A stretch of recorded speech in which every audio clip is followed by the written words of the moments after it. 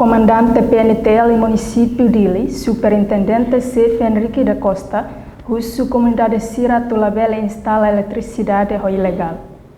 Sexta-feira, Lourenço Luresin Ida, fulan fevereiro, tinan rihun rua runo Luresin rua. Ahisunu fatin alojamento sinanian e a área Reikoto, como Rodili. No Lourenço segunda-feira, Lourenço Luresin Hat. Fulan fevereiro, ahisunu fatin fan obralan e a mercado manlewana Dili. Tamba problema eletricidade. Também comandante PNTL município Dili, superintendente Seif Henrique da Costa, o suba comunidade Sira, a Tulabela instala eletricidade ilegal. Hoje, mais ou menos, tudo no Rarasan, isso é mercado manlewana ini. Depois dessa informação, kita lihat que era para bombeiros para atender, e na parte de segurança mas estou renova, mas kita ada kata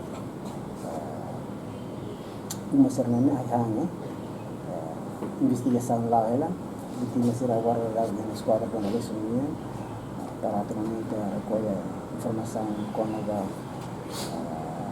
insulina acontece também será pois se tem parte informação lá ela para teman na parte do capítulo com a informação media mas vai isso ada itanya ya Dili dalam mubarak considera sirnane sirus atende com a instalação que liga a rede da rumah sem conhecimento fosse parte eletricidade minha será tenta tu liga mesa rei balo da rumah ilegal tam então uma consequência makasana. Superintendente Seif Henrique da Costa, o suba comunidade a tu comunica o técnico eletricidade, bem hira lá e conhecimento com a instalação eletricidade. Reportagem Adaza Vieira, Dirce da Cruz, Televisão Timor Post.